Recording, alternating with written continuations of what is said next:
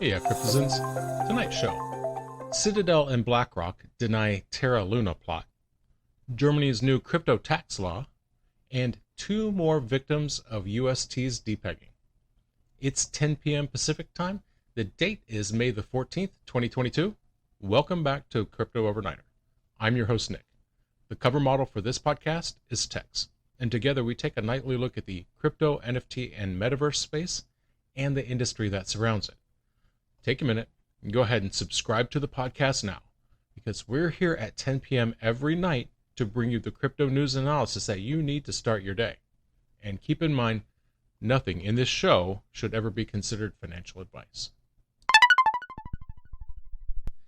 As might be expected, we've spoken about the implosion of Terra Luna quite a bit lately. And a number of times here and elsewhere, this idea has come up. Someone did this. This didn't just happen. Someone made this happen. Then the question becomes, who? Who did this to Luna? Because that's the responsible question after something like that gets said. A couple of the names that I keep hearing tossed around are Citadel Securities and BlackRock. From the beginning, I've seen accusations floating around crypto Twitter. There's a lot of someones. Someone did this. Someone blah, blah, blah. No names for a lot of these accusations, but from the beginning, there are 2 definite names that I have seen. And I've not seen a lot in the way of evidence. I've seen some names involved here making accusations completely without evidence. Charles Hoskinson, he's the founder of Cardano, co-founder of Ethereum. He leaned into this narrative. He retweeted an evidence-free accusation that saw BlackRock and Citadel at the center of a conspiracy to take down Luna. So the story is BlackRock, a money manager, and Citadel Securities, a market maker, they supposedly borrowed 100,000 Bitcoin from Gemini, and Gemini is a crypto exchange. Then they swapped a whole bunch of that for Terra USD. And then the story goes, they dumped both the Bitcoin and the Terra USD specifically to cause Luna to crash, as well as the price of Bitcoin. Then, once the price of Bitcoin craters, they would swoop in, score a bunch of cheap Bitcoin, and profit the rest. For their part, BlackRock and Citadel are both denying the whole thing. Never happened, they said. Logan Koffler is a spokesperson for BlackRock. They were addressing the subject of these rumors, and what they said was, quote, rumors that BlackRock had a role in the collapse of UST are categorically false. In fact, BlackRock does not trade UST. And, to my understanding, that is true. BlackRock has a working relationship with Circle Internet Financial Limited. Now, they're the ones behind USDC. They're the ones, they manage USDC's cash reserves, which is part of that rumor. And that's very similar to what a representative on Citadel said on the subject. They said Citadel, quote, does not trade in stablecoins, including UST. Now, this would not be the first time that Citadel had found itself at the heart of a controversy. Last year, they found themselves in hot water regarding their role in this whole thing around GameStop and other companies. Gemini, however, they were quick to deny any form of involvement. And they were not at all coy in their denial either. They didn't talk around the issue. They took to Twitter and they told their 428,000 followers, quote, we are aware of a recent story that suggested Gemini made a 100,000 Bitcoin loan to large institutional counterparties that reportedly resulted in a sell-off in Luna. Gemini made no such loan. So Gemini doesn't want to be seen as having had anything to do with this collapse. And I don't blame them. Because people are mad. There was that guy that got into Do Kwon's apartment building.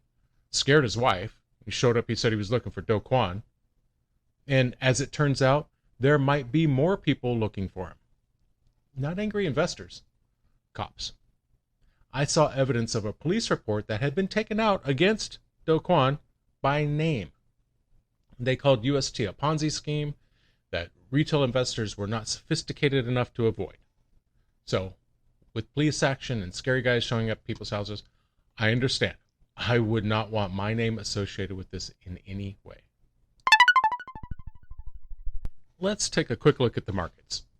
Mostly unsettled, bit of green, splash of red. At the time of writing, the global crypto market cap is $1.29 trillion. Slight improvement for the $1.28 trillion of yesterday.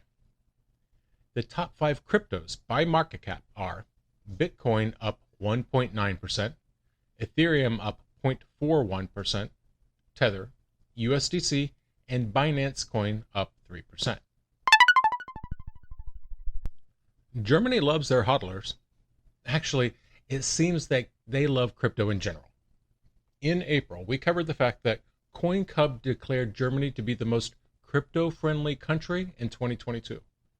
At the time, Germany claimed the title from Singapore, and it seems to have been well-deserved. One of the reasons that they said Germany was the most crypto-friendly was because the law changed, and now German banks have access to crypto transactions. What this means is 50 million Germans would have access to buy, sell, and hodl Bitcoin. And getting people to hodl, in this case, seems to be the goal of the German government here, because the Germany Ministry of Finance published a letter. And this letter confirms that selling crypto is tax-free if you've hodled it for a year. Even if you stake it, even if you lend it out. Just hold on to it for a year and then you're tax-free. In their letter, they said, quote, "This is the first time that there is a nationwide uniform administrative instruction on the subject." So it's very cool that their very first act is such a positive one, because they related during their hearing that took place last year. This was one of the biggest questions. One of the most hotly debated topics was whether to let crypto become tax-free and how long you'd have to hang on to it before it does so. They were talking about 10 years, and that's not happening. It doesn't apply to virtual currencies. Now, this is interesting because in Germany, crypto is looked at as a private asset. And what that means is it triggers individual income tax, not capital gains tax. Knowing that, it makes sense then. You only get taxed on crypto in Germany if you sell it in the same year that you bought it. In addition to that, crypto sales up to 600 euros is also tax-free. That's 600 euros per calendar year. Katja Hessel is the Parliamentary State Secretary, and she commented on this. She said, quote, "For individuals, the sale of acquired Bitcoin and Ether is tax-free after 1 year. The period is not extended to 10 years, even if, for example, Bitcoin was previously used for lending or taxpayer-provided Ether as a stake for someone else." So it seems pretty clear. Germany has great taxes if you're a crypto hodler. Let's take an NFT break. The global NFT market cap is up over $10.63 billion. Sales volume is down 1.92% in 24 hours. According to CoinMarketCap, the top 5 NFT collections by sales volume are Other Deed, followed by Azuki, Bored Apes, Mutant Apes, and CloneX. Now, keep in mind, some of these collections have very volatile prices, so do your own research. Sorry to those affected. That seems inadequate, because you're talking to people who entrusted you with their money, and the best you could come up with is sorry to those affected as a way of closing out your explanation and apology? But I guess maybe there's nothing else to say, because that's how Blizz Finance closed out their announcement. Blizz Finance is, or was, a liquidity protocol on the Avalanche blockchain. I say was because they're broke now. They have no liquidity to provide. You see, they got caught up in the whole mess around Luna's Black Swan event. There was a massive discrepancy in the price of Luna because the Chainlink Oracle stopped working. So it wasn't feeding Blizz good info as far as what the real price of Luna was. So what happened is, while the Chainlink price feed was stuck at 10 cents per, attackers were able to deposit millions of dollars worth of Luna.